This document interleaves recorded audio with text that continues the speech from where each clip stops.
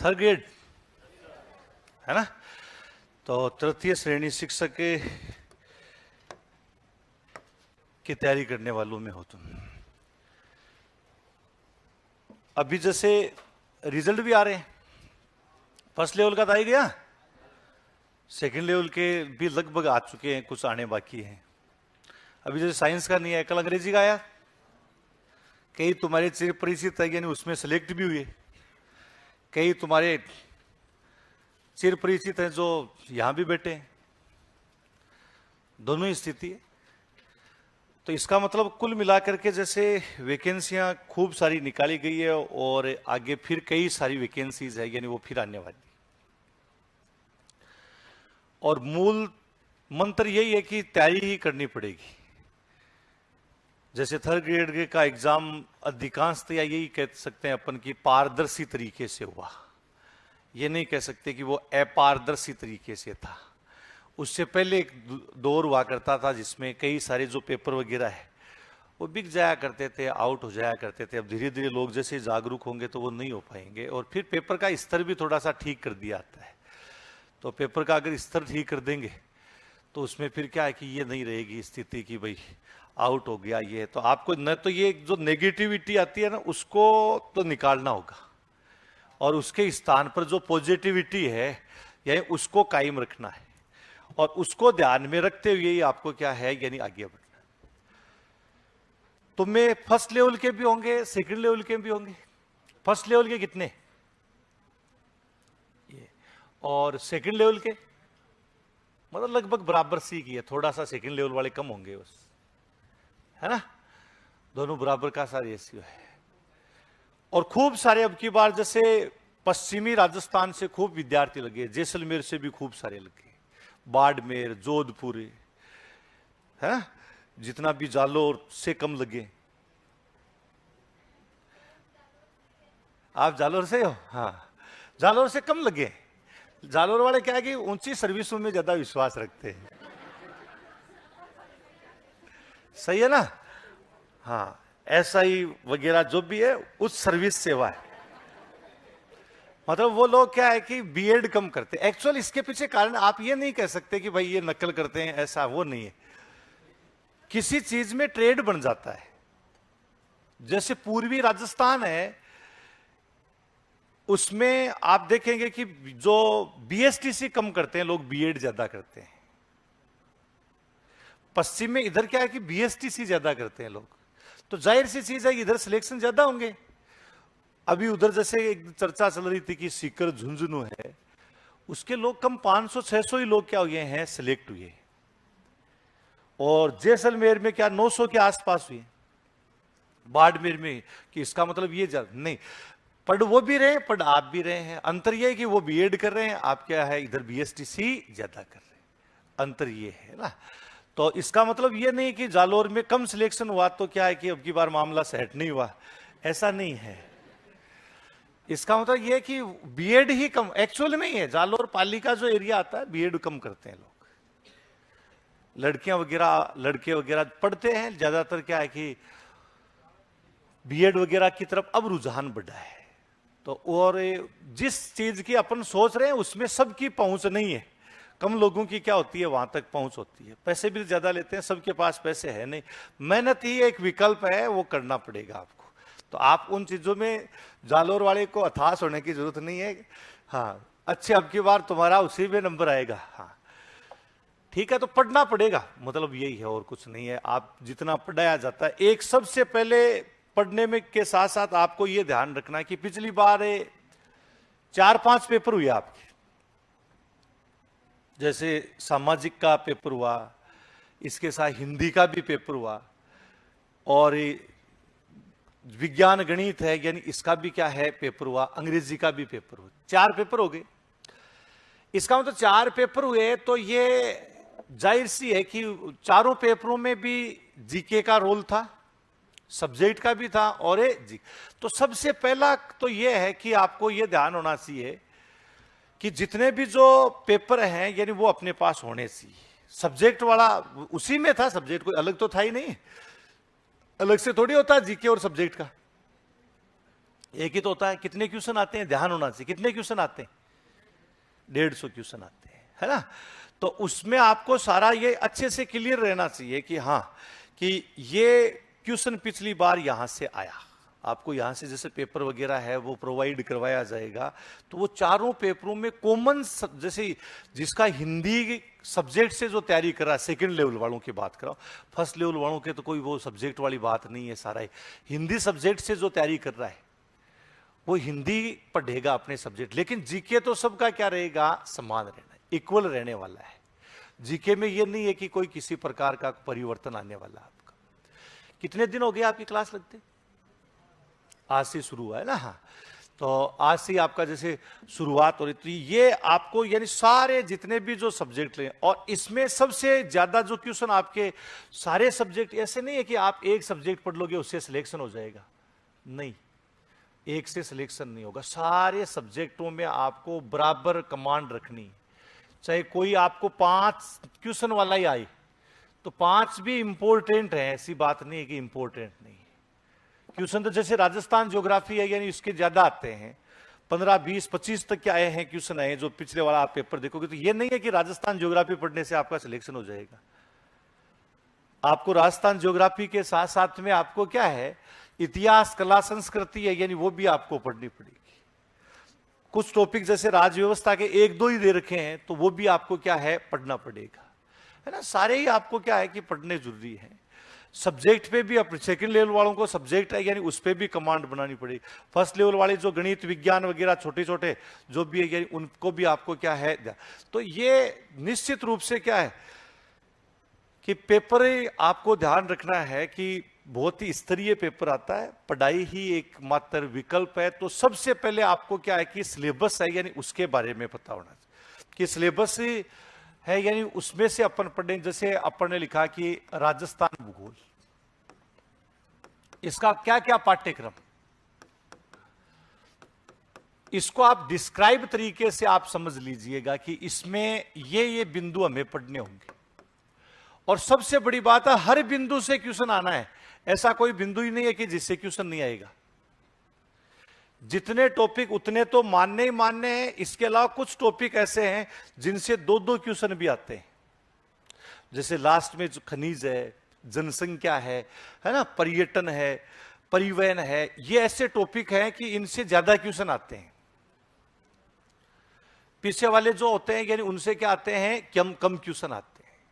जैसे माठ साहब बैठे हैं, एग्जाम दिया है कईयों ने, तुम में से पिछली बार कितने लोगों ने एग्जाम दिया था, कुछ कुछ नंबरों से आप रहे हैं, तुम में से कुछ उम्रदराज भी हैं, है ना।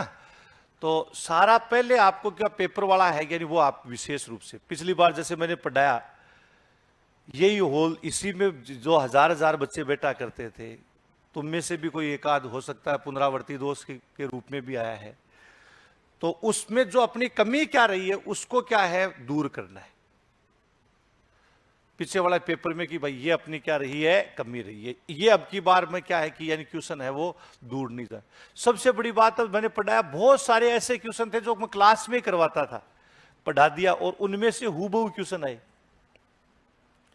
तो वो तब भी आप खुद भी क्वेश्चन बनाना सीख पाएंगे, तभी हो पाएगा।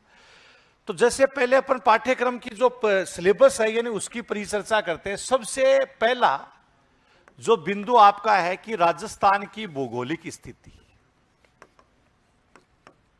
यानी राजस्थान का जो एक सामान्य परिचय के रूप में यानी भौगोलिक की जो स्थिति है,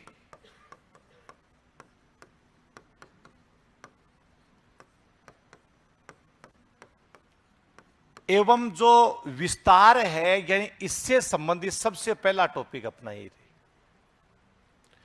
क्वेश्चन हमेशा डायरेक्शन और डायमेंशन है, यानी इससे संबंधित है। और ये टॉपिक अब बड़ा हो गया, पहले तो छोटा ही था।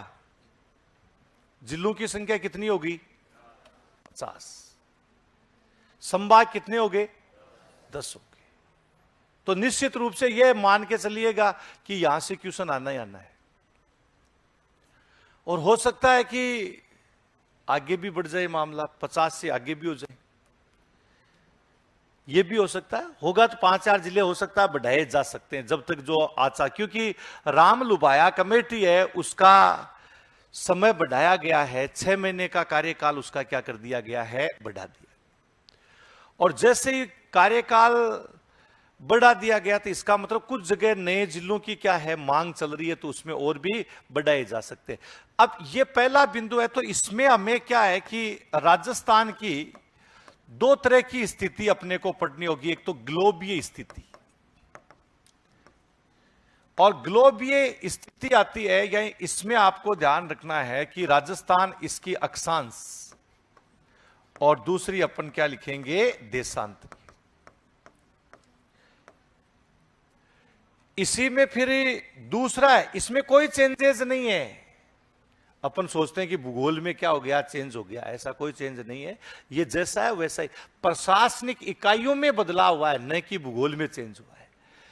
ग्लोबीय स्थिति के बाद इसी में आपको दूसरा भौगोलिक स्थिति,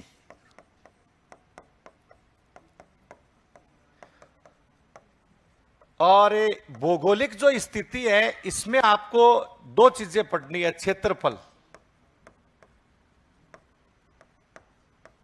कोई चेंज हुआ क्षेत्रफल में, बोलो।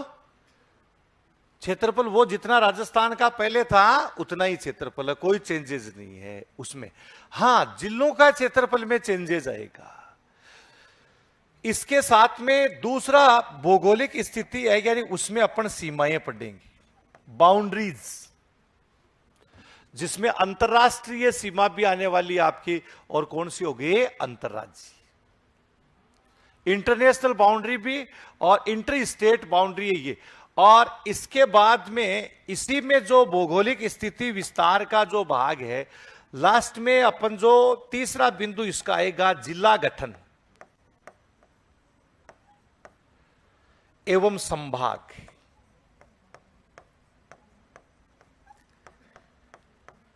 हाँ, कि जिला गठन और क्या है, संभाग। जिलों की संख्या कितनी होगी, 50। हम 25 नंबर के बाद के जिलों का गठन करेंगे।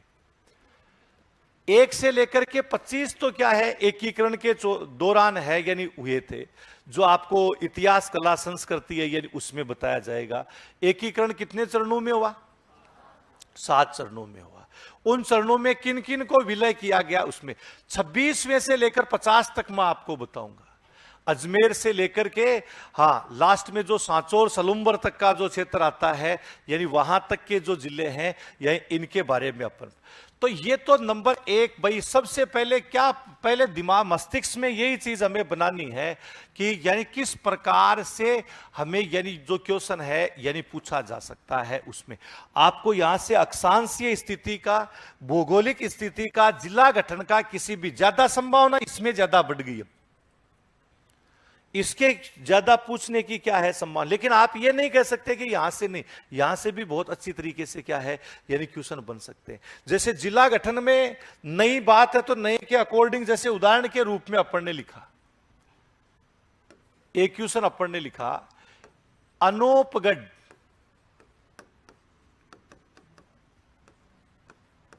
जिला गठन में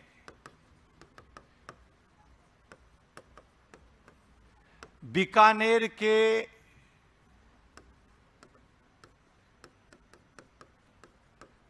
कौन से उपखंड को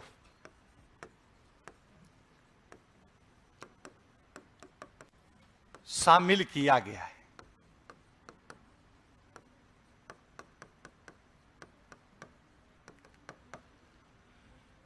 हाँ, कि अनूपगढ़ जो जिला आता है, 34 नंबर का जिला पढ़ेंगे इसको, 33 तक थे, 34वां जिला जो अनूपगढ़ आता है, यानी इसमें। और इसमें हमारे 4 ऑप्शन दे दिए आते हैं। रायसिंह नगर,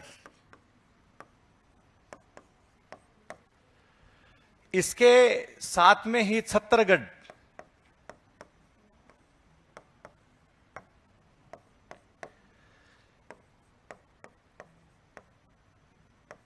रावला, अनूपगढ़, ये भी एक उपगण। हाँ, कि रावला गरसाना का जो क्षेत्र आता है ये। हाँ, कि बीकानेर के कौन से उपखंड को शामिल किया गया। इसका मतलब यह तो हो गया कि अनूपगढ़ का जो गठन है वो 2 जिलों से हुआ है। 2 कौन कौन से जिले आते हैं? एक तो कौन सा हो गया? श्री गंगानगर, और इसके साथ में ही दूसरा जिला कौन सा हो गया? बीकानेर। और बीकानेर है यानी रायसिंह नगर, रावला, अनूपगढ़, ये जो जिले आते हैं, या इसमें आपको ध्यान रखना है कि ये गंगानगर है यानी यहां से लिए गए, जबकि छत्तरगढ़ का जो भाग आता है, बताइए ये कहां से लिया गया? बीकानेर से। छत्तरगढ़ का कहां से है? यानी बीकानेर है यानी यहां से लिया।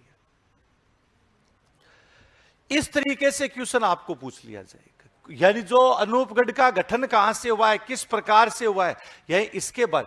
तो ये तो पहला जो बिंदु आता है, यानी इससे तो हमें, और इसमें जो 50 जिले बने हैं उनमें से कुछ जिले ऐसे हैं जिनका गठन 2-2 जिलों से हुआ है। जैसे बालोतरा, नया जिला क्या बना है? बालोतरा। बालोतरा में किसी दूसरे जिले का योगदान ही नहीं है, केवल एक ही जिले का योगदान रहा। कौन से का? बाड़मेर। सांचौर बना तो सांचौर में इतना कोई टेंशन लेने की आवश्यकता नहीं कि सांचौर है, पूरा का पूरा सांचौर कहां से बना है? जालो। लेकिन ब्यावर अगर पढ़ेंगे तो ब्यावर में बहुत ज्यादा देखना पड़ेगा। अजमेर से भी है, भीलवाड़ा है, वहां से भी है, पाली है, वहां से भी। अजमेर एग्जाम की दृष्टि से इंपॉर्टेंट बन जाता। फलोदी है तो ये बड़ा इंपॉर्टेंट बन जाता है, हाँ, कि फलोदी जो डिस्ट्रिक्ट है यानी इसमें जोधपुर से ही लिया गया, लेकिन नोक को भी लिया गया है। नोक कहां से आती है? नोखा नहीं, कौन सी है? नोक। दोनों स्पेलिंग लगभग दोनों की सेम लिखी जाती है, लेकिन जैसलमेर, नोक कहां से आती है? जैसल। तो ये तो सबसे पहला जो टॉपिक आता है, यानी इसके बारे में अपन ने लिखा। नंबर 1 जो क्षेत्र है, यानी वो क्वेश्चन के द्वारा भी आपको बताया कि इस तरीके से आपको यहां से क्वेश्चन पूछ सकते हैं।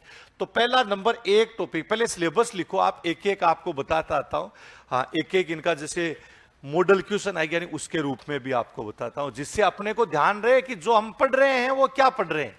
मूलतः आपको, आप क्या करते हो? सबसे पहले पढ़ते हो लगातार, और उसके बाद में क्या करते हो? क्वेश्चन करते हो। तो फिर तो खिचड़ी बननी है। पहले आपको साथ साथ में यह भी तो ध्यान रखना कि क्वेश्चन किस तरीके के आएंगे, किस तरीके से हमें क्या है कि क्वेश्चन पूछे आते हैं, यानी इसके बारे में भी आपको ध्यान रखना। तो हाँ, राजस्थान भूगोल उसका पाठ्यक्रम, उसमें सबसे पहले आपको ये तीनों बिंदु लिखने हैं।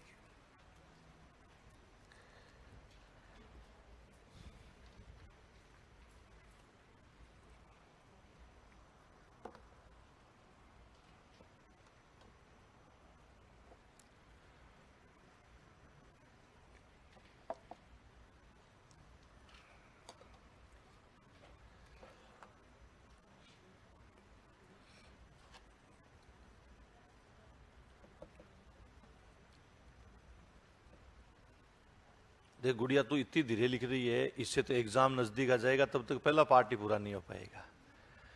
सुंदर लिखने का कोई औचित्य नहीं है। जितने अभी परसों ही सम्मान समारोह हुआ था, 800 850 बच्चे सम्मानित होने के लिए आए थे। उनमें से मैंने देखा था अधिकांश को मैं जान रहा था, उनकी एक की भी अच्छी राइटिंग नहीं थी, फिर भी वो मास्टर बने। आपको लिखना है ही नहीं, पेपर में लिखा लिखाया आएगा, क्वेश्चन भी लिखा हुआ आता है और उत्तर भी आता है। अंतर इतना ही, उत्तर 4 आते हैं, यही होता है। हाँ, तो ये कलरफुल पेन से कोई मतलब नहीं है। जो सिलेक्ट हुए हैं, तुम्हारे कितने लोगों के दोस्त है या घर परिवार से सिलेक्ट हुए, देखे खड़े हाथ करना। उनको देखने कितने सुंदर नोट्स बना रखे उन्होंने। कईयों के पास तो मिलेंगे भी नहीं नोट्स, भी याद है। और जो बनाने वाले थे वो रह गए वहीं, नोट्स में व्यतीत कर देते हैं ज्यादा टाइम। कोई मतलब नहीं है, भेजा में उतारना है अपने को, सबसे बड़ी चीज।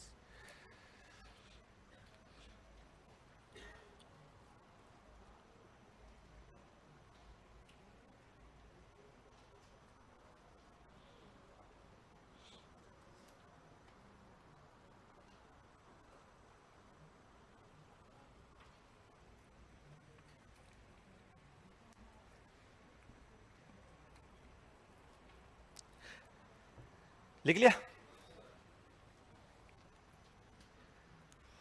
अभी साथ में आपको एक मैंने मॉडल क्वेश्चन दिया है, ये आपको क्वेश्चन भी साथ लिखी। ऐसा मेरे दिमाग में जब सर पढ़ाएंगे तो किस तरीके का क्वेश्चन आगे चलना चाहिए, एक एक क्वेश्चन अभी लिखवाऊंगा मैं सारी चीजों का, तो ये आप सफल हो पाएंगे। बहुत सारे क्वेश्चन तो मैं जैसे जैसे पढ़ा रहा था, मतलब तुम में से कई बच्चे होंगे उनको पता था ऐसे हूबहू ऐसे कैसे आगे, तो मेरे को कई कहते थे कि सर इसका मतलब आपकी हाँ सेटिंग है। सुना है तुमने? ऐसा सेटिंग कुछ नहीं है।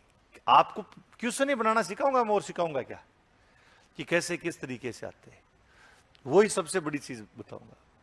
वही सीखना है अपने को।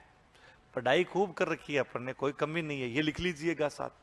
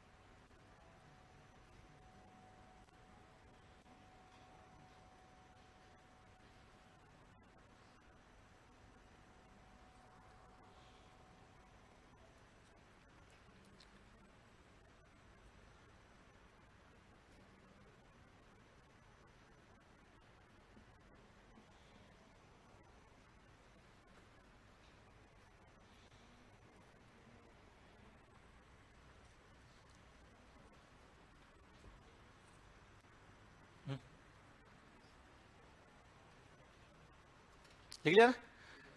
चलो अब दूसरा टॉपिक, जिसमें से मान के एक क्वेश्चन पक्का है लंबा चौड़ा, लेकिन एक क्वेश्चन तो अपने आना ही आना है।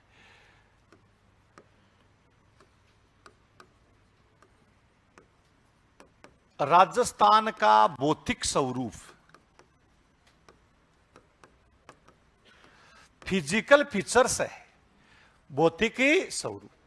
तो पहले अपने को यही मेंशन करना कि भाई इसमें हम क्या क्या पढ़ेंगे। तो जो अपने भौतिक स्वरूप है, सबसे पहले इसका स्थलाकृतिक स्वरूप यानी भूआकृति पढ़ेंगे अपन।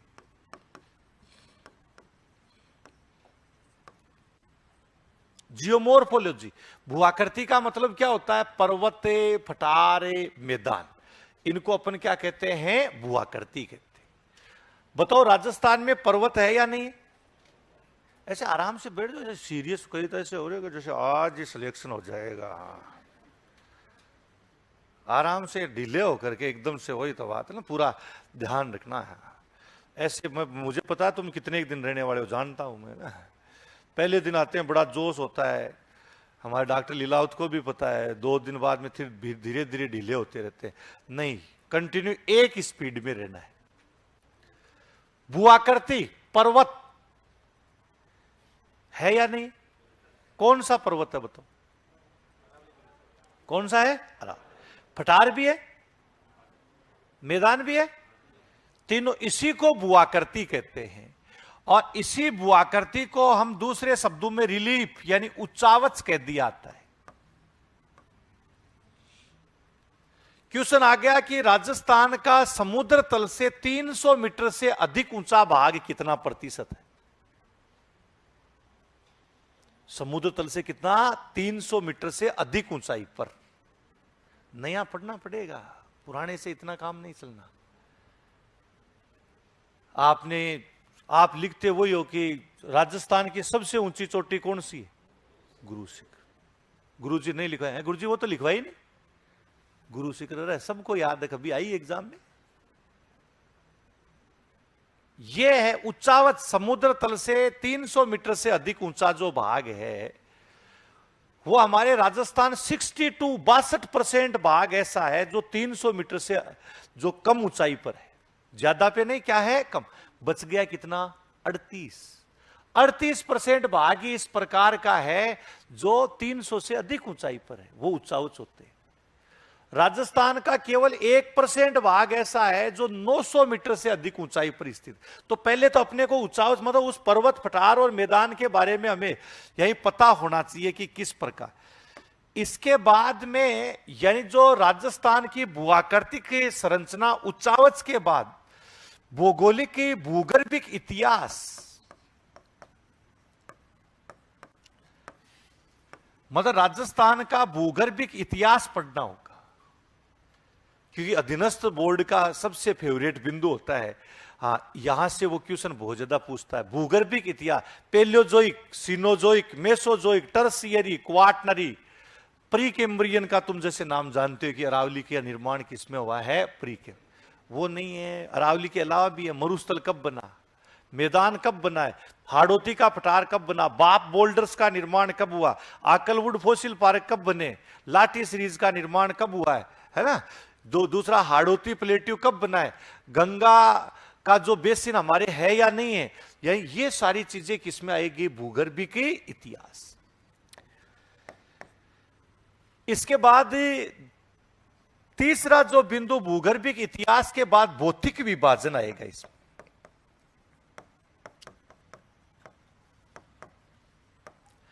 और भौतिक विभाजन है इसमें आप, यानी जैसे पश्चिमी रेतीला मैदान जिसको अपन थार का मरुस्थल कहते हैं, कि कौन सा हो गया, यानी पश्चिमी रेतीला मैदान।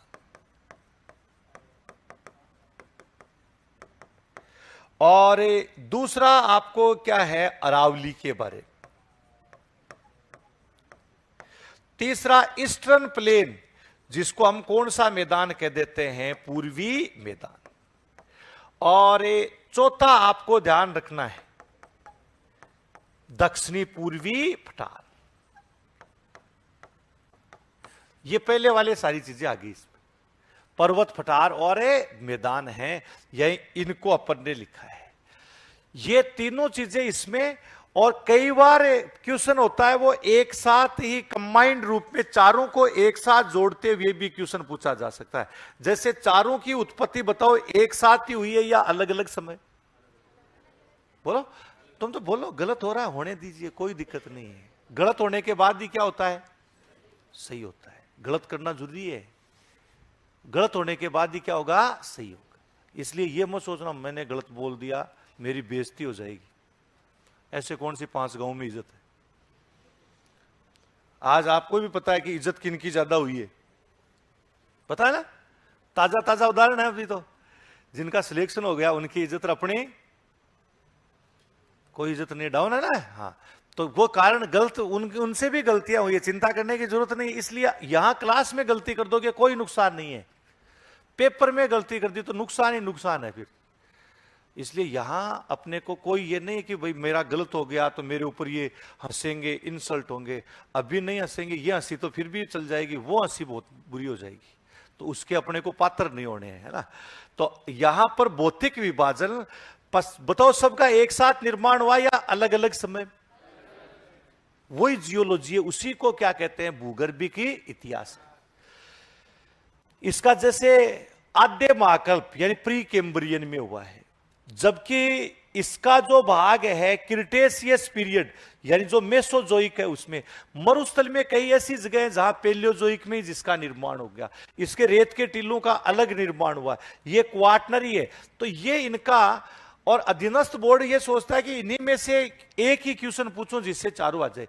जैसे क्वेश्चन अपन लिख देते हैं, और पूछा गया क्वेश्चन भी है, जैसे ये लिख दिया, राजस्थान के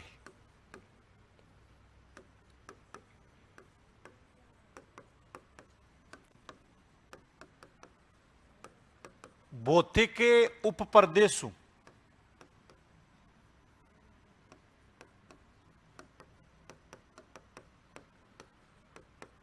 का उत्तर से दक्षिण की ओर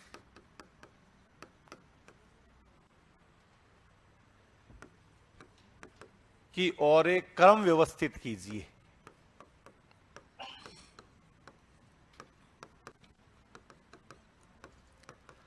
हाँ, कि उत्तर से अपने को दक्षिण की ओर क्या करना है, क्रम व्यवस्थित करना। ऐसे आजकल क्या विचार करने वाले कूट, हाँ, ये जैसे 4 आपको दे दिया,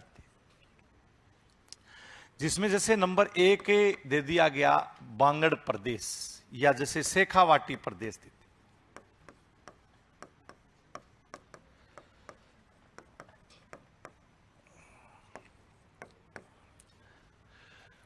दूसरा आपको दे दिया आता है गोल्डवार प्रदेश,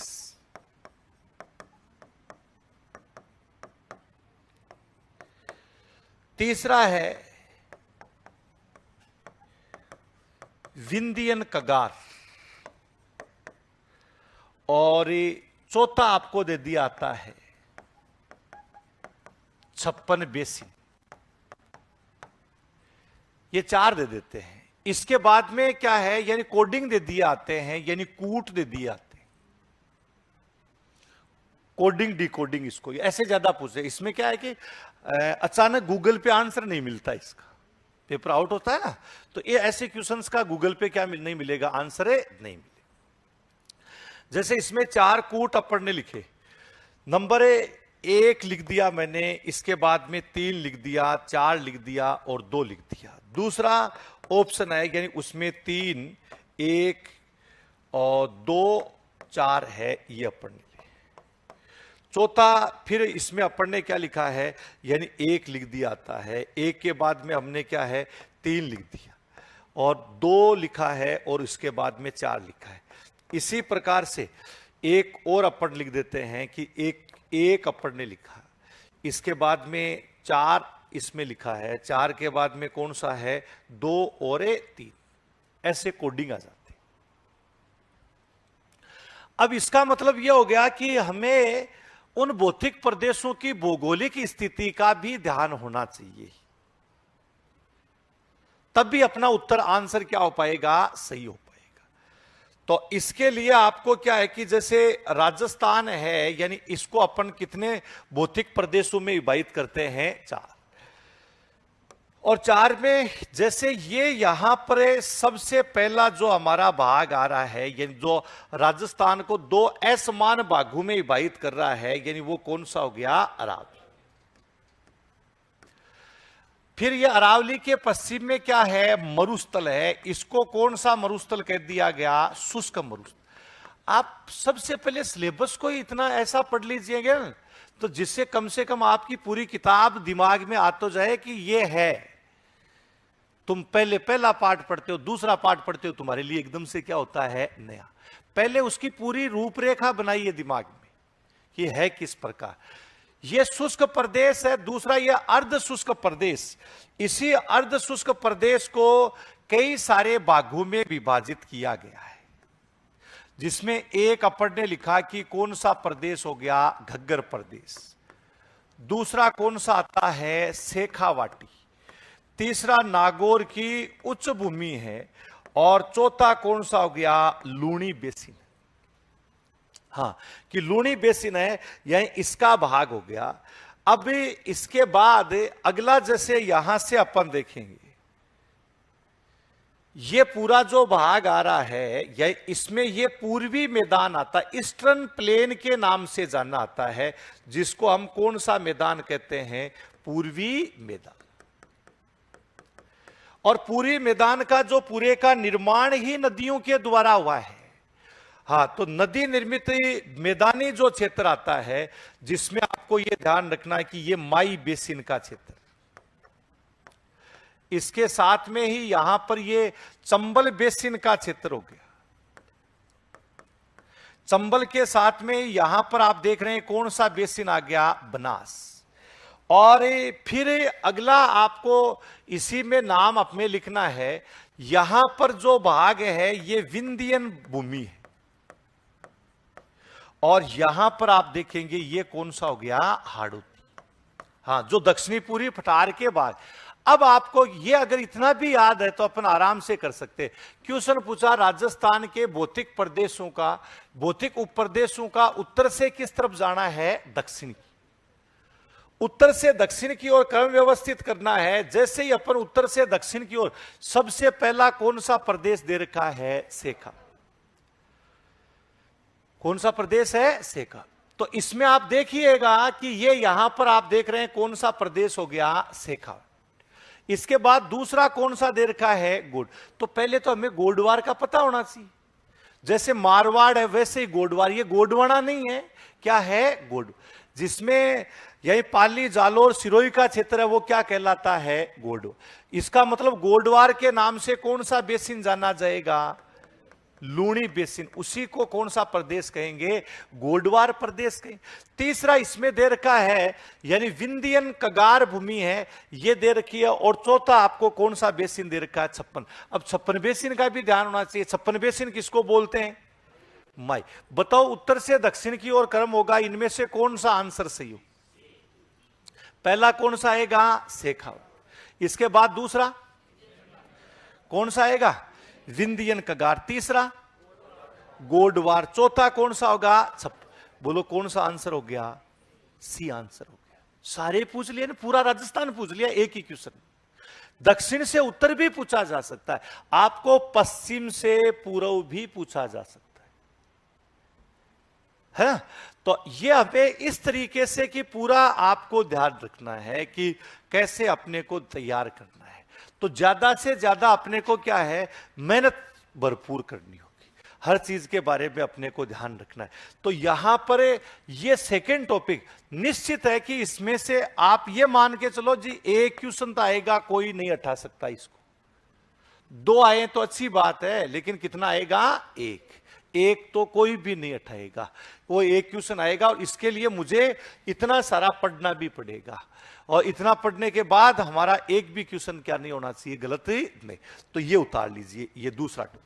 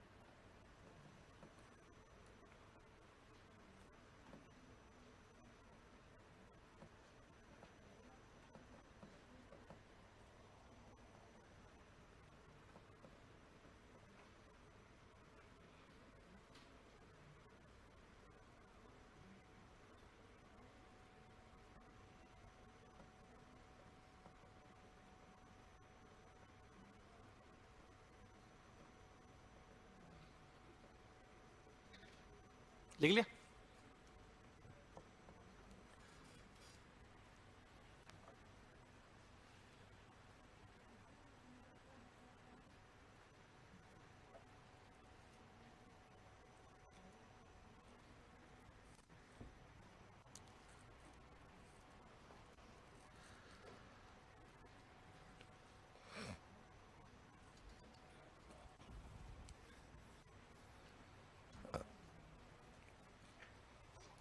और अब ये अपन ने लिखा कि इसका जैसे इस तरीके का, तो ये तो अपन ने पूरा पूछा। हो सकता है केवल मरुस्थल का ही पूछ ले।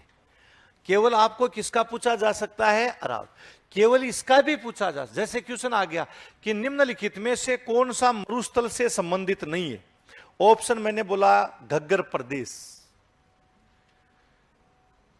लूणी बेसिन यानी गोडवार प्रदेश, बनास बेसिन, शेखावाटी प्रदेश।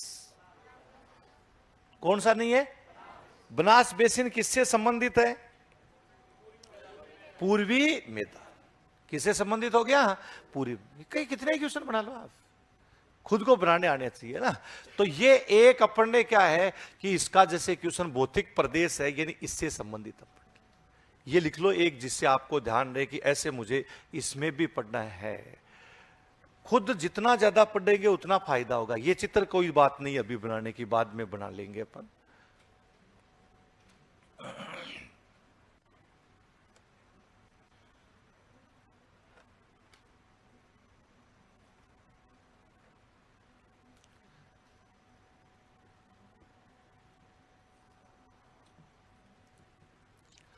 डॉक्टर गणेश की सर करंट अफेयर्स भी, हाँ करंट जैसे 30 जिले हो गए, आगे चल के दिसंबर में जैसे वन रिपोर्ट आ जाएगी, कुछ चीजें आएगी, वो साथ साथ आपको बताते रहेंगे।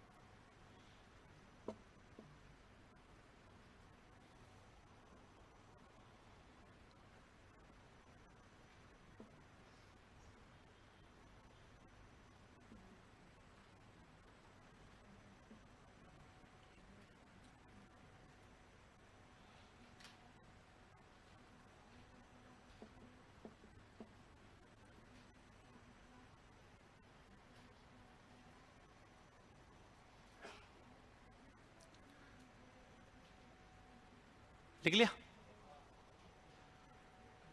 तीसरा जो टॉपिक, भौतिक प्रदेश के बाद में राजस्थान की नदियां एवं झीलें, जिसको ड्रेनेज पैटर्न कब कह सकते हैं अपन, राजस्थान की नदियां और क्या है, झीलें, जिसको ड्रेनेज पैटर्न, दो चीजें, दो टॉपिक है। तो दोनों में, इसमें हमें क्या यही जो पढ़ना है ये अपन, कि तीसरा जो है राजस्थान की नदियां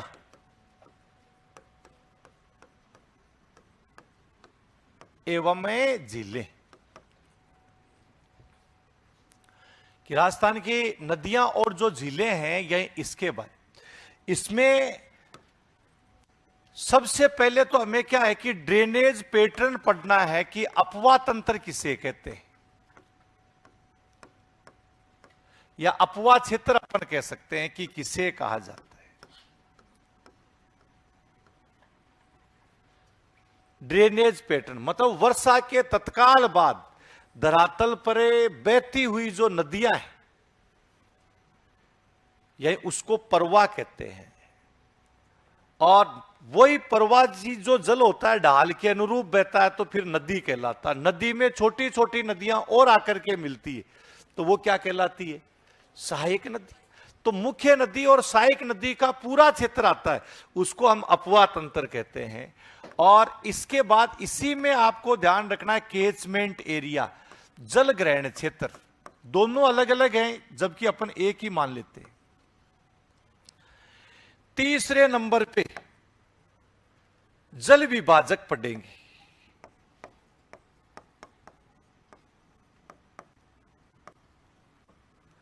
जल विभाजक है इसके बाद, और जैसे जल विभाजक है यानी जल प्रबंधन, जल संभर, फिर इसको हम तीन भागों में विभाजित कर देंगे। एक तो कौन सा हो जाएगा, बंगाल की खाड़ी, जो वे नदियां जिनका जल कहां पहुंच रहा है, बंगाल। फिर एक हम क्या है, यानी इसमें अरब सागरीय परवा। और तीसरा जो आएगा अंतः प्रवाही क्षेत्र। जैसे क्वेश्चन आ जाता है यहीं पर आ गया, राजस्थान का सबसे बड़ा प्रवाह क्षेत्र है, कि राजस्थान का सबसे बड़ा प्रवाह क्षेत्र कौन सा है भाई, बंगाली खाड़ी का अपन देखते हैं तो 24% आता है, ये 16%, तो ये कितना हो गया, 60%। इसके बाद यहां से अगला मतलब नदियां, नदियों की सहायक नदियां, ये सारी जो इसमें झीलें, जिसमें आपको ये खारे पानी की भी आएगी और कौन से पानी की आएगी, मीठे, दोनों प्रकार की है। हां, खारे पानी की और मीठे पानी यानी साल्टिक वाटर।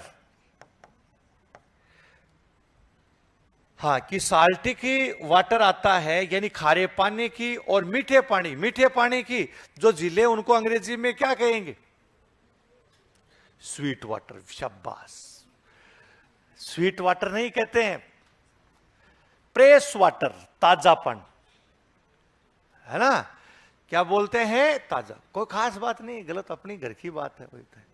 खारे पानी को क्या बोलेंगे, साल्टिक वाटर। मीठे पानी को स्वीट वाटर। कौन सा बोलेंगे, फ्रेश वाटर, ताजे पानी। कोई खास बात नहीं है, ऐसे कई शब्द आएंगे जो आपको, आपसे पूछूंगा, एक शब्द में बताऊंगा, दूसरा तुमसे पूछूंगा, तुम फिर अपने हिसाब से बताओगे। लेकिन उसके बाद में अब ये शब्द नहीं भूलोगे कभी भी, आप कभी नहीं भूलोगे। गलत होने के बाद में जो शब्द सही होता है ना, वो कभी आदमी नहीं भूलता है। तो ताजा पानी है ये, मीठे पानी को एक्चुअल में क्या लिखा आता है, ताजा पानी, फ्रेश वाटर। और इसी में एक आएगा राष्ट्रीय झील संरक्षण परियोजना।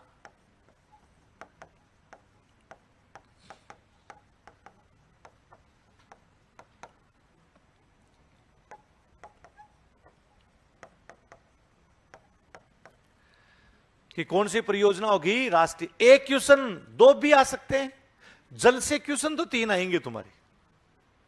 तीन कैसे आएंगे, एक आएगी सिंचाई परियोजना का संबंध, बहुउद्देशीय परियोजना, सिंचाई परियोजना।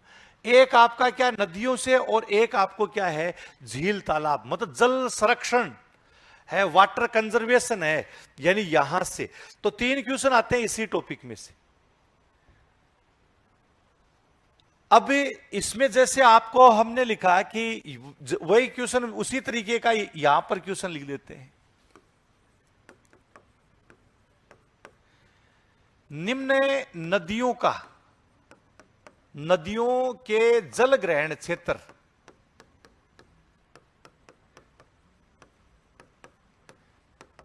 के अनुसार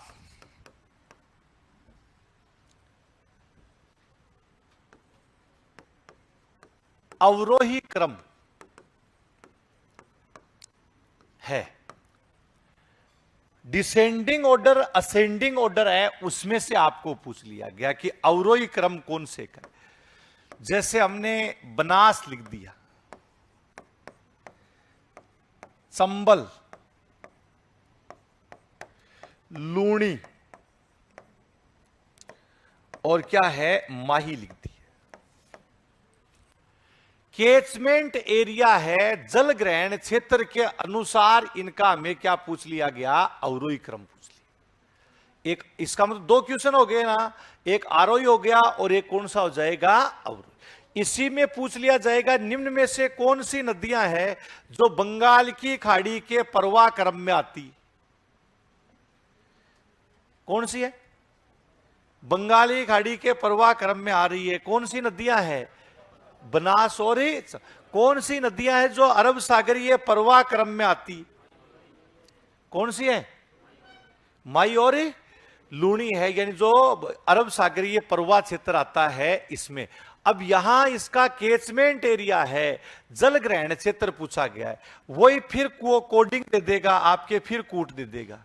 एक में तो आपके लिख देगा 1 2 3 और 4, ये ए ऑप्शन दे दिया। बी ऑप्शन है उसमें आपके दे देगा 2 1 3 और क्या है 4। सी ऑप्शन है यानी इसमें आपको दे दिया जाएगा 1 3 2 और 4। और डी ऑप्शन आता है यानी उसमें आपको देगा यानी 1, इसके बाद में 2 4 और 3, ये 4 ऑप्शन इसके। कंसेप्ट आधारित क्वेश्चन है आजकल। अब मैं ऐसे क्वेश्चन बनाऊंगा तो क्यों नहीं आएंगे एग्जाम में, बताओ, सेटिंग थोड़ी हुई उसकी यार। हाँ, छोरे कह देते हैं कि नहीं ये तो सेटिंग वाला ही है मामला, सेटिंग वाला नहीं। आरएस का एग्जाम था, पहले दिन रिवीजन करा था, पिछली बार की बात है, कई सारे क्वेश्चन ऐसे बोल दिए और वो सेम टू सेम पेपर में आ गए। और जैसे ही 3 बजे की बताई तो कही ये तो आपको पहले ही पता था। अभी जैसे कल की बात थी, जैसे फलोदी वाली बात थी, तो फलोदी की अंतर्राष्ट्रीय सीमा को उसको फायदा नहीं मिलने वाला था, ऐसी बातें चल रही थी।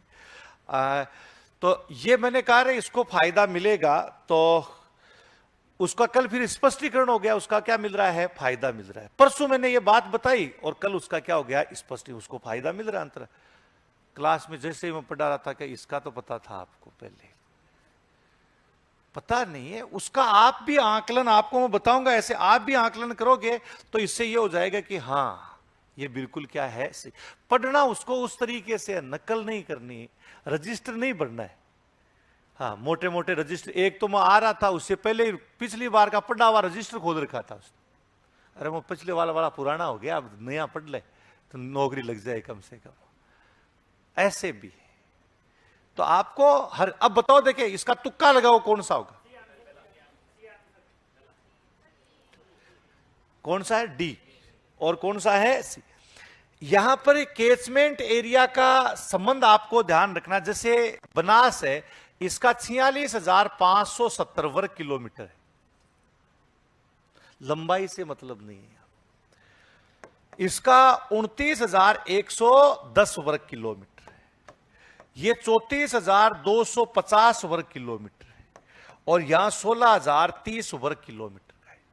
ये सारा क्या है, वर्ग किलोमीटर का खेल।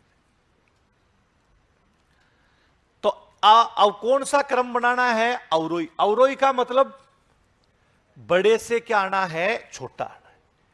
तो पहले नंबर पे कौन सी आएगी, बनास, दूसरे पे लूणी आएगी, तीसरे नंबर पे और चौथे नंबर पे कौन सा आंसर हो जाएगा? सी आंसर हो जाएगा। ये केस में इसका मतलब होता है कि ये नदी कितने क्षेत्र से जल ला सकती है, वो केसमेंट जल ग्रहण जो क्षेत्र आता है यानी उससे संबंधित है। अभी लिखने की जरूरत नहीं, अभी तो अपने को ये है कि इसी को आपको क्वेश्चन आगे इस यहां से 10 क्वेश्चन बना लो इस एक से ही। जैसे मैंने बताया अरब सागर में कौन सी और बंगाल की खाड़ी की कौन सी, इन्हीं नदियों का आपको यह पूछा जा सकता है, यह अपवा क्षेत्र पूछा जा सकता है। इन्हीं जो नदियां हैं यह अपवा तंत्र के साथ साथ में इनका लंबाई के अनुसार क्रम पूछा जा सकता है। किसके अनुसार है? इनमें से कौन सी नदी केवल राजस्थान है यानी उसी में ही प्रवाहित हो रही है, हाँ अदर जगह यानी नहीं जा रही है। ये भी आपके क्या है कि कई तरीके से इसमें, तो ये हमारा क्या होगा? अपवा तंत्र, जल ग्रहण क्षेत्र, और इसके बाद कौन सा होगा? जल विभाजक। जल विभाजक के बाद ये तीनों क्षेत्र पढ़ने के बाद झीलें, और कौन सा आ गया? राष्ट्रीय झील संरक्षण। तो तीसरा बिंदु ये लिखिए।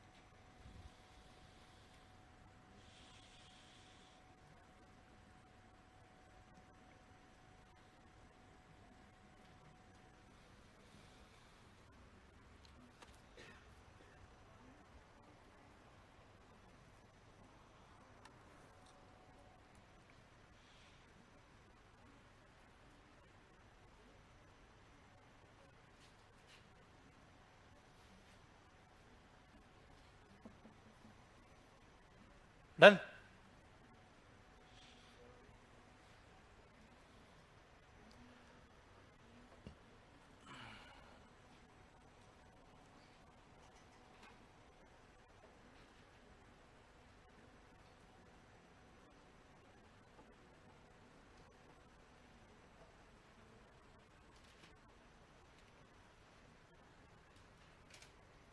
ले लो आगे। हाँ, तो ये जैसे इसका अपन ने एक क्वेश्चन लिखा है, ये तीन जैसे आपको क्वेश्चन मॉडल टाइप के मैंने क्वेश्चन बताए हैं, इनमें आपको ध्यान रखना।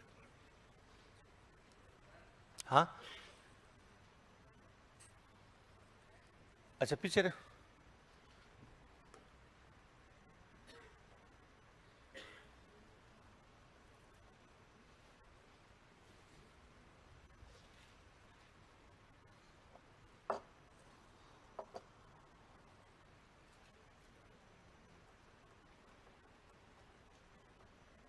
हेलो,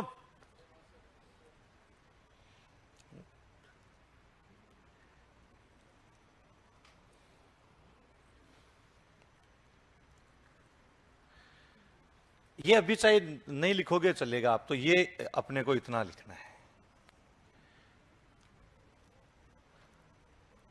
और इसमें चाहे चारों कूट न लिख करके आप जैसे ये लिख लिया, तो जिससे अपने के क्या है कि इस तरीके से हर अपवा का मतलब तीन तो यही हो गए ना, अपवा तंत्र का, केचमेंट एरिया का, जल विभाजक का, तीन क्वेश्चन हो गए एक ही जगह।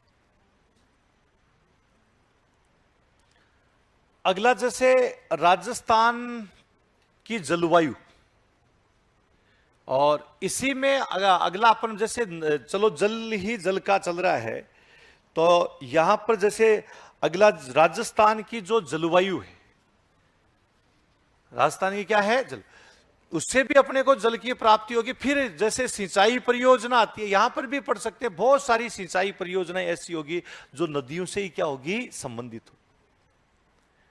किससे संबंधित है? नदी। तो इसमें ले लो आगे।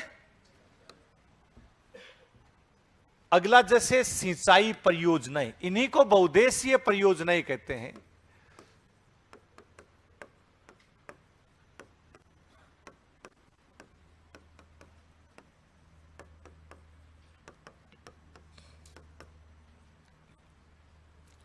सिंचाई परियोजनाएं, सिंचाई परियोजनाएं तीन प्रकार की होगी, आपको ध्यान। एक तो कौन सी आती है? वृहद सिंचाई परियोजना। और दूसरी अपन लिखें तो यानी वो कौन सी आती है?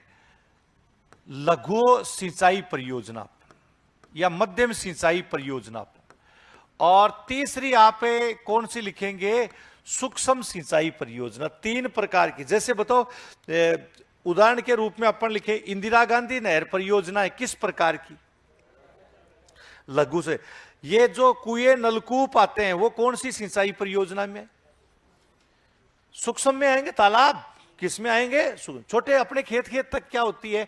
सीमित क्षेत्र में होती है। मध्यम जो सिंचाई परियोजना, मतलब ये हेक्टेयर है, यानी इसके अकॉर्डिंग, यानी इनको अपन क्या है? निर्धारित। सिंचाई परियोजना से निश्चित रूप से क्या है, यानी जो क्वेश्चन आता है इससे ज्यादातर आता है कि कौन सा सुमेलित है, कौन सा सही सुमेलित नहीं। जैसे अपन ने क्वेश्चन लिखिया कि सुमेलित कीजिए,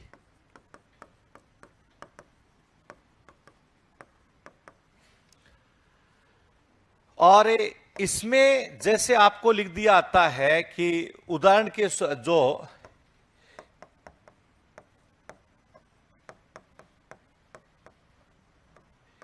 इंदिरा लिफ्ट सिंचाई परियोजना,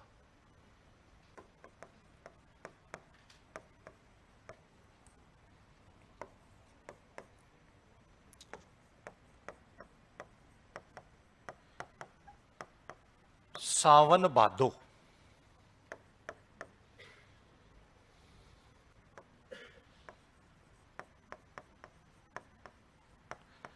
ओराई परियोजना,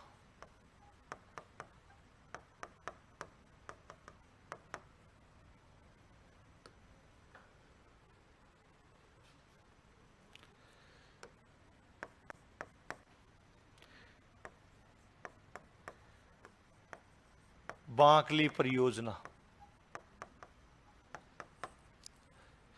हाँ, इन्हीं को आप बहुउद्देशीय परियोजनाएं लिख सकते हैं।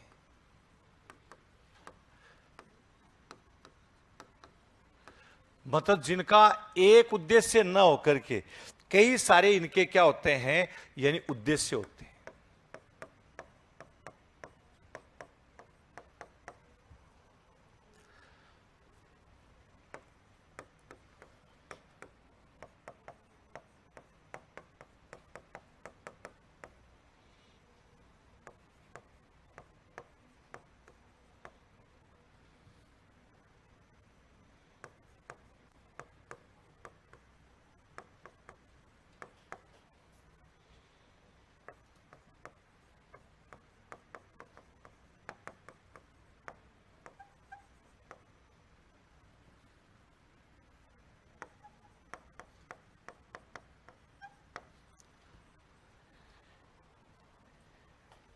ये जैसे अपन ने क्या है कि इसका क्वेश्चन दे दिया।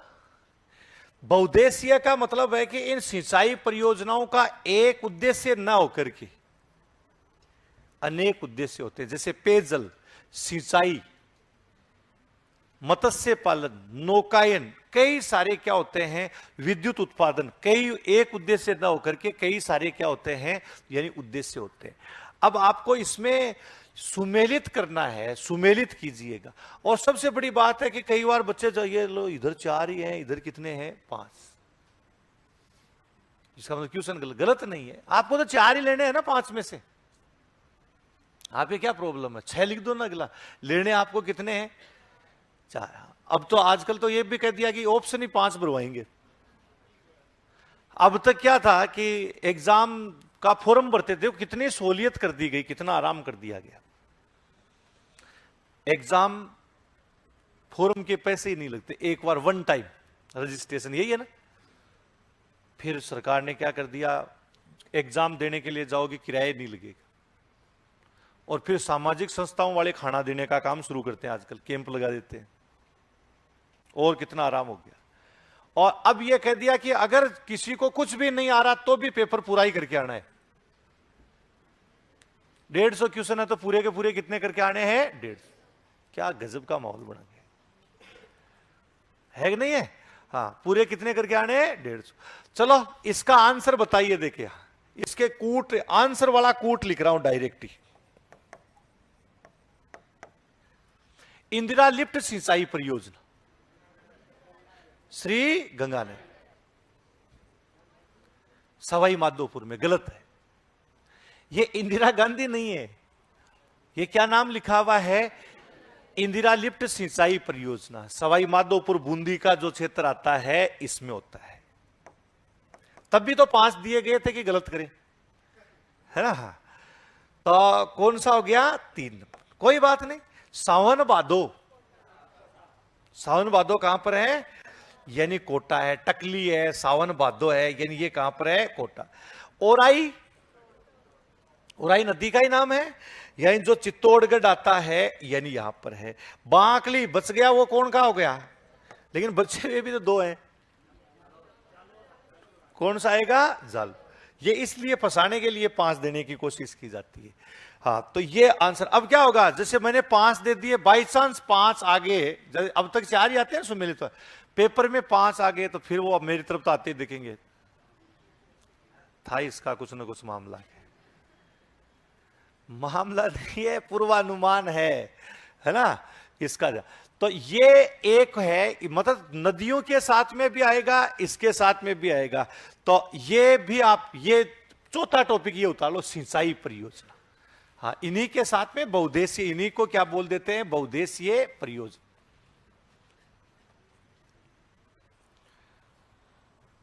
अब आप कभी भी इंदिरा लिफ्ट सिंचाई परियोजना गलत नहीं करोगे, या आप इंदिरा का नाम आते गौर से पढ़ोगे 3 बार कि वो लिफ्ट वाला तो नहीं है कहीं कहीं। हाँ,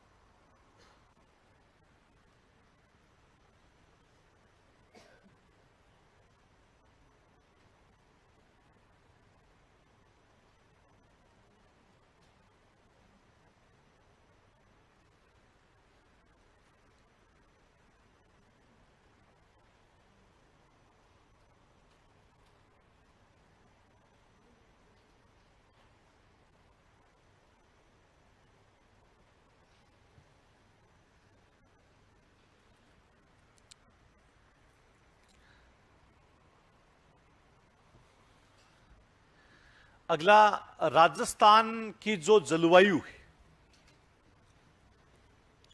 इसके बारे में अपन पढ़ेंगे। हाँ, राजस्थान की जो क्लाइमेट आती है, जलवायु है, यही इनके बारे नहीं लिखा।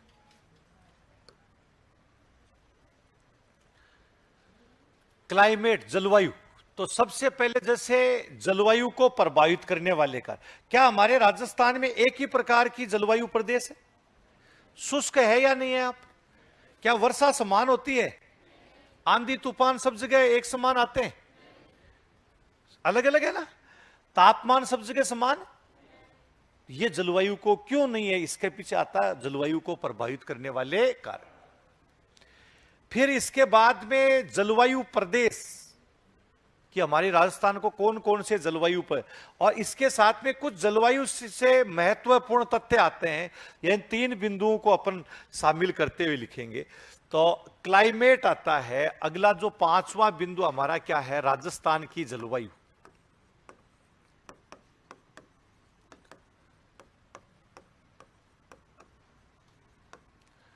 और राजस्थान की जो जलवायु है, यह इसमें आपको नंबर 1 तो आपन ने लिख दिया, सबसे पहले जलवायु को प्रभावित करने वाले कारक।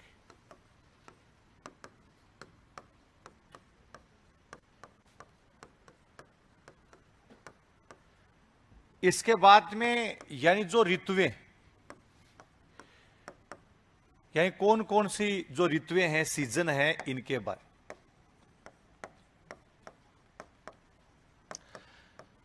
जलवायु प्रदेश या जो जलवायु वर्गीकरण है, ये जिसमें 3 आदमियों का अपन जलवायु, एक तो कोपेन का, भारतीय मौसम विभाग का भी पढ़ेंगे, और इसके साथ में ही क्या आता है, थानथवेट होता है। थानवेट तो बेचारे को बना दिया जबरदस्ती लोगों ने, हाँ। और इसके साथ में आता है टिवार्था।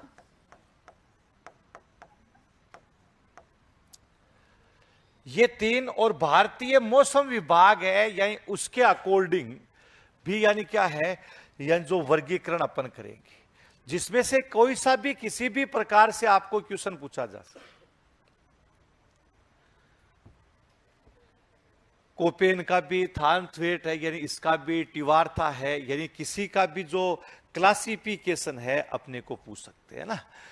ऋतुओं का भी पूछा जा सकता है, और इसके साथ ही ऋतुओं के साथ साथ में क्या है कि मानसून को प्रभावित करने वाले कोई भी कारक है, यानी इनमें जैसे एक छोटा सा क्वेश्चन अपन ने लिखा कि कोपेन का भी क्लासिफिकेशन पूछ लेते हैं, थानथवेट का भी, टिवार्था है, यानी इसका। यहां पर अपन ने जैसे लिखा, निम्न में से सही सुमेलित नहीं।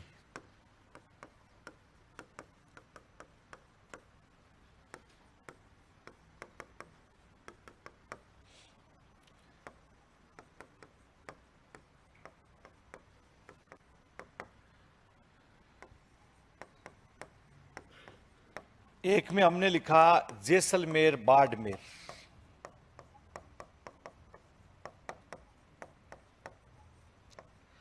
नागौर, पाली दे दिया।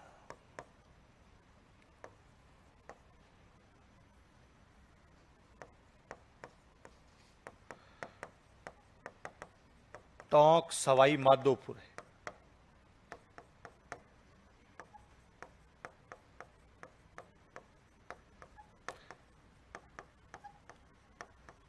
झालावाड़, बांसवाड़ा है।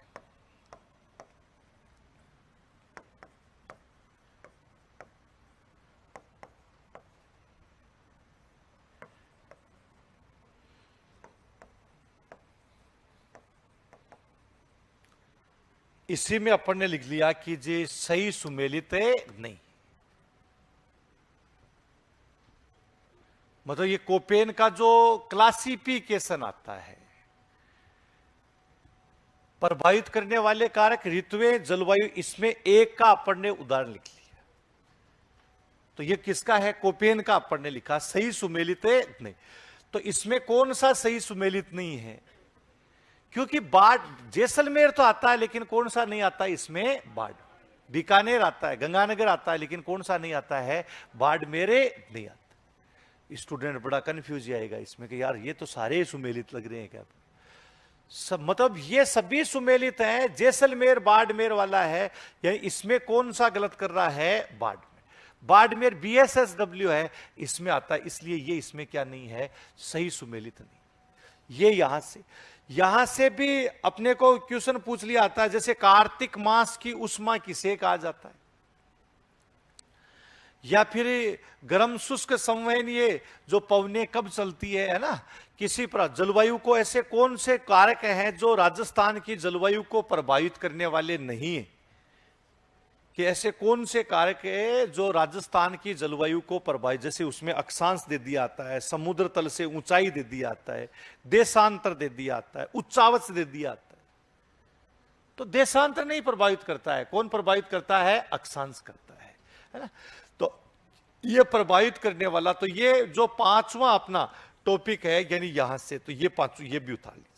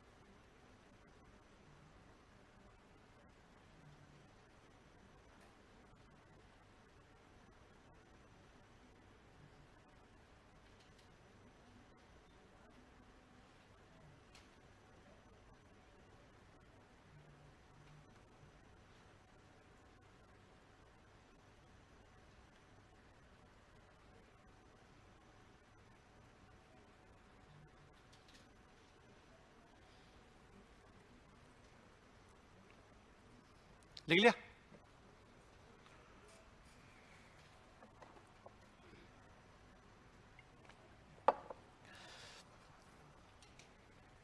अगला, प्राकृतिक वनस्पति और मृदा। हाँ, कि प्राकृतिक वनस्पति और किससे संबंधित होगा, मृदा से।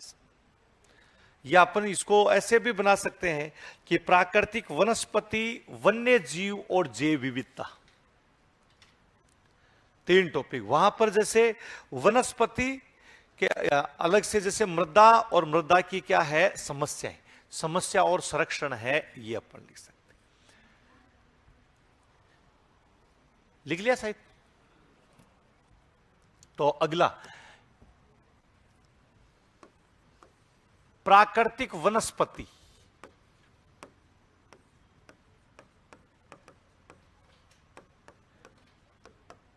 वन्य जीव एवं जैव विविधता, बायोडाइवर्सिटी जिसको अपन, तीन ही क्वेश्चन आएंगे भाई। हाँ, प्राकृतिक वनस्पति, वन्य जीव और कौन सा हो गया, यह जैव विविधता है। इसके बाद प्राकृतिक वनस्पति, सबसे पहले अपन क्या है कि जो वनस्पति का वर्गीकरण करेंगे, ये दो प्रकार से, एक तो होगा प्रशासनिक वर्गीकरण और एक वर्गीकरण होगा भौगोलिक वर्गीकरण।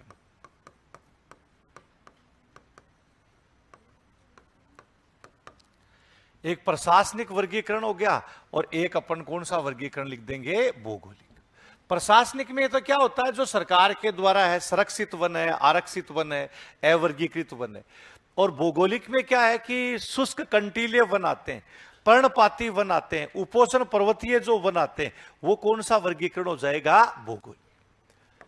इसके साथ में दूसरा इसमें आएगा ISFR, Indian state forest report 2021, मतलब 31 दिसंबर 2023 तक यही पढ़नी होगी फिलहाल। और उसके बाद में नई 2023 की नई रिपोर्ट आएगी, फिर वो 2 साल चलेगी। इसका यही पढ़नी है तब तक तो।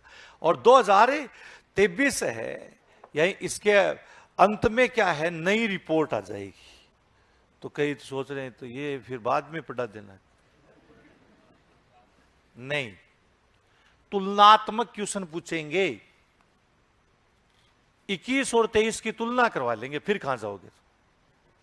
पढ़नी जरूरी है, और पढ़ा भी ऐसे दूंगा कि 23 वाली तुम खुद ही तैयार कर लोगे। वैसे तो मैं खुद आ जाऊंगा, चिंता करने की जरूरत नहीं है 23 वाली वापस पढ़ाने के लिए। हाँ, लेकिन इतनी पढ़ा कि तुम खुद भी तैयार कर लोगे। वन रिपोर्ट ऐसे तैयार, कैसे वन गणना होती है वो। अभी जैसे मैं पढ़ाता हूं तो 19 की पढ़ाता हूं और 21 की पढ़ाता हूं, अभी भी यही करता हूं। तुलना जरूरी, तुलनात्मक क्वेश्चन पूछते हैं ना। नहीं फिर तुम सोचते हो कि पूछ लिया 19 का और हम याद कौन से का किया, 21 का, अभी है पुराना पूछ लिया गया है, तो फिर रोना ही है। रोना नहीं, तुलना ही करवाएगा, हमेशा ध्यान रखना। इसलिए दोनों पढ़ने, इसमें आपको चिंता करने की जरूरत नहीं। फिर वन्य जीव, वन्य जीव में कई सारी बातें आपको पढ़नी होगी। वन्य जीव में आपका क्या होगा, सबसे जैसे राष्ट्रीय उद्यान,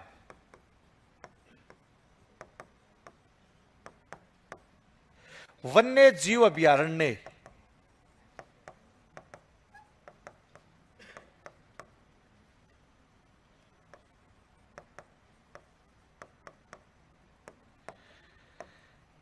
आखेट निश्चित क्षेत्र,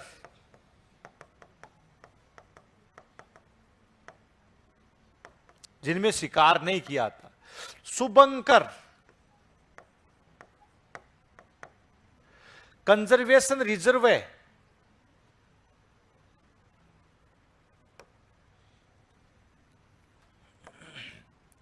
यानी संरक्षित क्षेत्र, कंजर्वेशन है, रिजर्व है। ये सब वन्य जीव और जैव विविधता है, इससे संबंधित हो गया।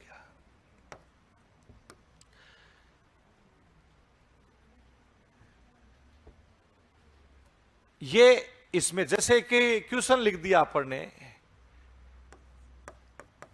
राज्य में भौगोलिक दृष्टि से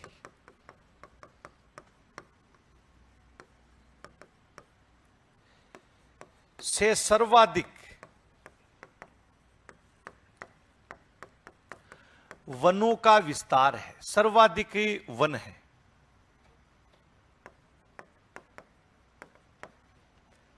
मतलब कौन से वन है, तो उसमें एक अपन ने लिखा खेजड़ी या खेजड़ा लिख दिया, रोहिड़ा, दोकड़ा,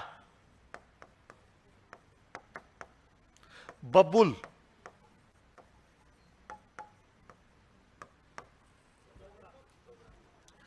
कि खेजड़ी, रोइडा, दोकड़ा और कौन सा आता है, बबुल। तो हमारे पश्चिमी राजस्थान, पूर्वी, पूरे हाल भौगोलिक दृष्टि से तो हमें तो क्या है कि यानी यही नजर आएगा भाई, अपनी तो खेजड़ी होती है इधर, लेकिन नहीं, दोकड़ा सबसे ज्यादा, दोकवन जिसको अपन बोलते हैं, कौन सा हो गया, दोकड़ा। ऐसे ही इधर से भी पूछा जा सकता है कि कौन सा सही सुमेलित नहीं है। यहां जैसे इसका और अपन ने एक क्वेश्चन बना दी, ये लिख लो चाहे तुम, हां, दोनों के एक एक क्वेश्चन बना रहा हूं, सही सुमेलित नहीं। जैसे एक तरफ अपन ने शुभंकर लिख दी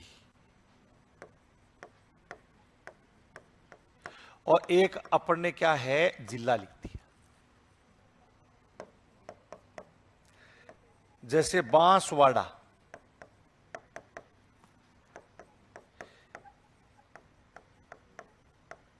भीलवाड़ा,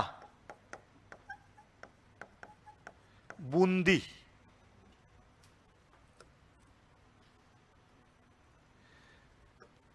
थोड़ी कंजूसी कर ली मैंने, बीकानेर। कई तो सोच रहे हैं तुम्हारे क्या जा रहा है, तुम क्यों कर रहे हो, पन्ने तो हमारे भरे जा रहे हैं।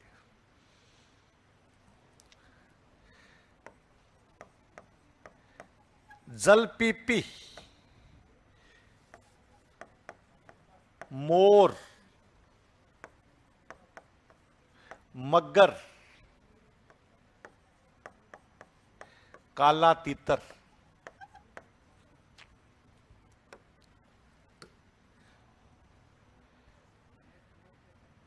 सॉरी, बट तीतर लिख रहा हूं।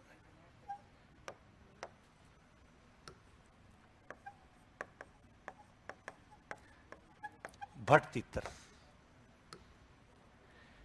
मतलब ये शुभंकर और जिला है, तो बांसवाड़ा का जलपीपी सही है, भीलवाड़ा का मोर सही, बूंदी का मगरमच्छ नहीं है, सुरखाब आता है, इसलिए बूंदी इसमें सही सुमेलित नहीं है, ये आपको ध्यान रखना है। बाकी तीनों क्या है इसमें सही नहीं वाली जो चीज है ये, तो यहां से इस तरीके से क्या है कि यानी क्वेश्चन पूछ लेते नहीं, अपन क्या करते हैं सिलेबस में जो 10 लाइनें हैं वो पहले लिख लेते हैं। 10 लाइनें नहीं, उनमें है क्या वो तो देखिए कि कितना पढ़ना पड़ेगा, किस प्रकार से अपने को ना, ये एक एक चीज पे अपने को क्या है कि गौर फरमाना पड़ेगा। और ये वो चीजें हैं कि जो आपके जब तक कंपटीशन की तैयारी करोगे तब तक ये पढ़नी ही पड़ेगी। आप किसी भी कंपटीशन में चले जाओ,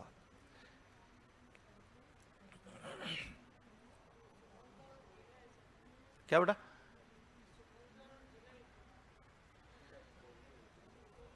ये हाँ, ये इधर शुभंकर है और यहां कौन से शुभंकर का यानी कौन सा जिला है ये लिखा, जलपीपी। जैसे राज्य पक्षी, राष्ट्रीय पक्षी, राज्य पशु, राष्ट्रीय पशु होते हैं, वैसे जिलों के भी जैव विविधता को बचाने के लिए जिलों के भी तैयार किए गए हैं, है ना, उनको भी इसमें क्या है यानी शामिल किया गया है।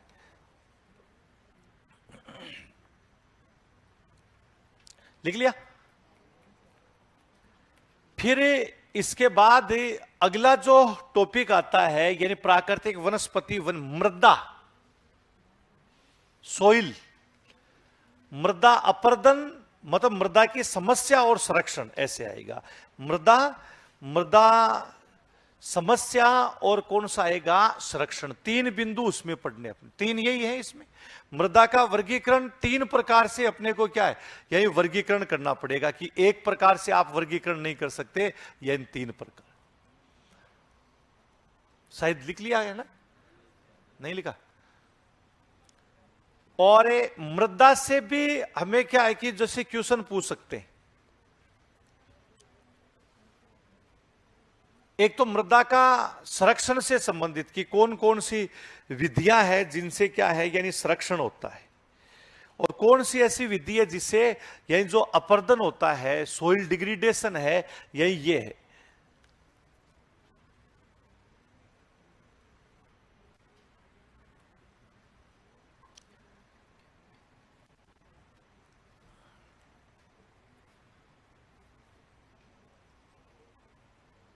ले लो।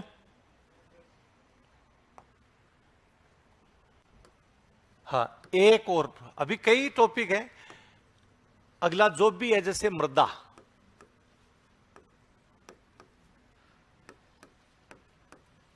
समस्या, समस्याएं और संरक्षण।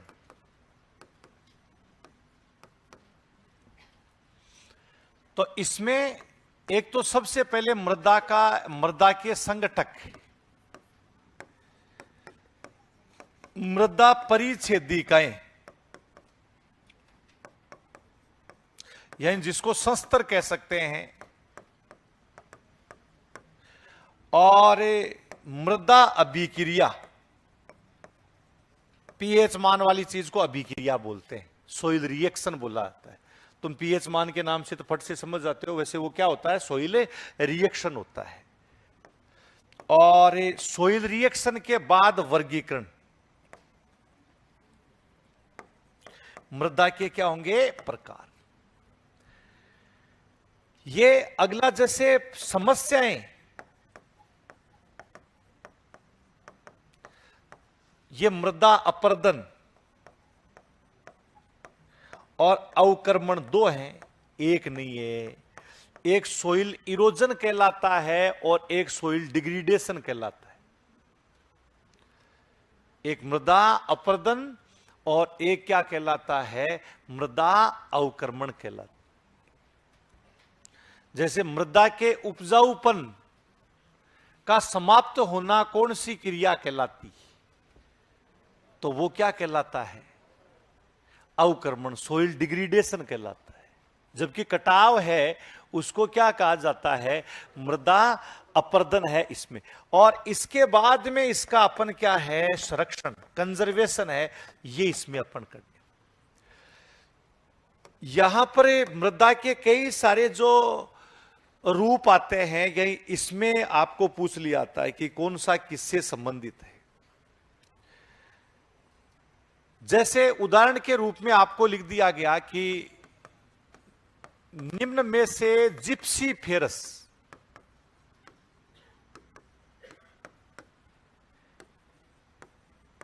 मृदा है।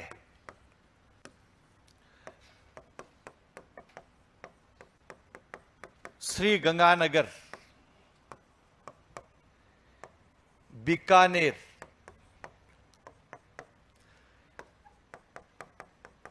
नागौर,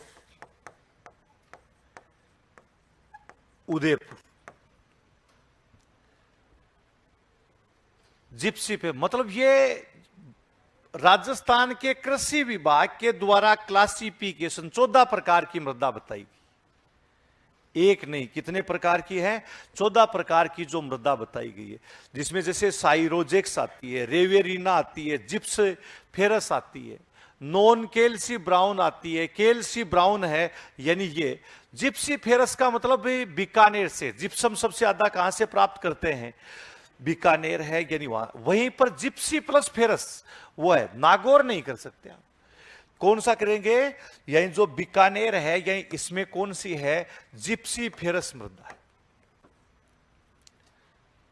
जिप्सी फेरस जो मृदा है, यानी वो कहां पर आती है, बीकानेर है इसमें। ये जो अगला मृदा और मृदा की समस्या और किससे संबंधित हो गया, जो संरक्षण है, यानी इससे संबंधित। इसके बाद अगला मिनरल्स, खनिज, ये मैं आपको कल बता पाऊंगा, इतनी है ना, हाँ ये कल बता। तो आज आपको इसका ऐसे जैसे मैंने क्वेश्चन बनाए, ऐसे आपके पास जैसे पुराना पेपर तुमने में से दिया है, उसमें से देखना कि मैंने गलती कहां कहां पर की थी। ये इसलिए बताया कि गलती कहां पर, गलती पकड़ना जरूरी है, तभी अपना सिलेक्शन होगा। कुछ नंबरों से तुम में से कोई रह गए तो हताश होने की जरूरत नहीं, अब की बार अच्छे स्कोरिंग के साथ करेंगे, बस मेहनत करनी पड़ेगी आपको, है ना। ठीक है, बाकी अपन कल मिलेंगे।